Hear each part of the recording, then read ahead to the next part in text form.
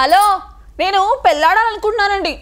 మీ CIBIL score ఎంత ఉందో ఒకసారి చెప్తారేటి? అదేంటి పెళ్ళంటే పేరెంట్స్ గురించి అడగాలి కానీ ఇలా సిబిల్ స్కోర్ అడుగుతుంది ఏంటి అని అనుకుంటున్నారా? మీరు చెప్పండి, అప్పుడు నేను కూడా విషయం ఏంటో చెప్తానండి. స్కోర్ని బట్టి కట్నం ఉంటుంది అని అనుకుంటున్నారేమో. అలాంటి పిచ్చి పిచ్చి లాజిక్లు వద్దండి. హాయ్, నేను ఎందుకు అడుగుతున్నానో దానికి ఇన్స్పిరేషన్ ఎవరో మీరే చూడండి, అప్పుడు తెలిసిద్ది.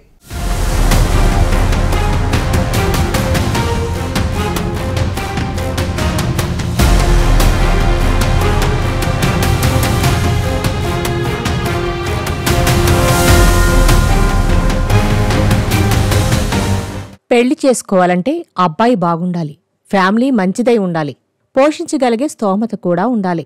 దాంతోపాటు కొంచెం హ్యాపీగా లైఫ్ ఎంజాయ్ చేయడానికి బ్యాంకు బ్యాలెన్స్ కూడా ఉండాలి. ఇవన్నీ అమ్మాయి ఫ్యామిలీ మెంబర్స్ కనుక్కున్న తర్వాత మ్యారేజ్కి ఓకే చెప్పడం మామూలే.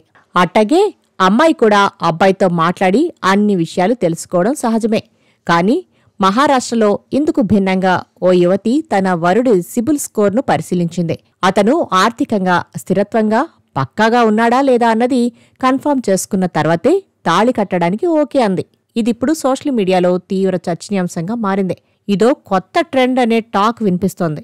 నిజానికి పెళ్లి చేసేటప్పుడు ఇటు 7 తరాలు అటు 7 తరాలు చూడాలంటారు గాని ఈ రోజుల్లో దాని గురించి అంత డీప్గా చూడట్లేదు. కాకపోతే ఆ యువతి మాత్రం చాలా ప్లాన్డ్గా ఉంది. మహారాష్ట్రలోని పూణే నగరానికి చెందిన ఆ యువతి తన వివాహ సంబంధం కోసం వరుడి ఆర్థిక పరిస్థితిని జాగ్రత్తగా పరిశీలించింది. వరుడి సిబిల్ స్కోర్ 750 కంటే ఎక్కువగా ఉందని ఫిక్స్ అయిన తర్వాతే అతనితో పెళ్లికి ఓకే చెప్పింది. కొంతమంది అప్పులు చేసి తిరిగి తీర్చలేని సిచ్యువేషన్లో ఉంటారు. పెళ్లికి ముందే అలాంటి పరిస్థితులుంటే కష్టమని ఆ అమ్మాయి అనుకున్నట్టుంది. రీపేమెంట్ సరిగా లేకపోతే సిబిల్ స్కోర్ తగ్గుతుంది కదా, అందుకే ముందు జాగ్రత్తగా హట్టా చేసిందని, ఇది మంచిదేనని అంటున్నారు. ఇక్కడ ఆ అబ్బాయికి సిబిల్ స్కోర్ ఎక్కువగా ఉంది కాబట్టి ఆర్థిక పరిస్థితి బాగానే ఉందని ఫిక్స్ అయ్యి మ్యారేజ్కి ఓకే చెప్పిందన్నమాట. కాబోయే భర్త అప్పులు తీర్చలేని వాడైతే ఫ్యూచర్లో ఇబ్బందులు తప్పవని, అందుకే ఆర్థిక క్రమశిక్షణ ఉన్నవాడై ఉండాలని ఆ యువతి అనుకుంది.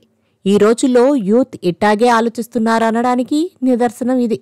సోషల్ మీడియాలో కొందరు ఆ యువతి నిర్ణయాన్ని సపోర్ట్ చేశారు. ఆర్థిక స్థిరత్వం అనేది వివాహ జీవితంలో ఇంపార్టెంట్ అని అభిప్రాయపడ్డారు. మరికొందరు మాత్రం అబ్బే అట్టా ఎలా చేస్తుంది, అది తప్పని వ్యతిరేకించారు. అప్పులు టైం ప్రకారం తీర్చకపోవడానికి చాలా రీజన్స్ ఉండొచ్చు, అంత మాత్రాన పెళ్లికి నో చెప్పేస్తారా అని ప్రశ్నిస్తున్నారు.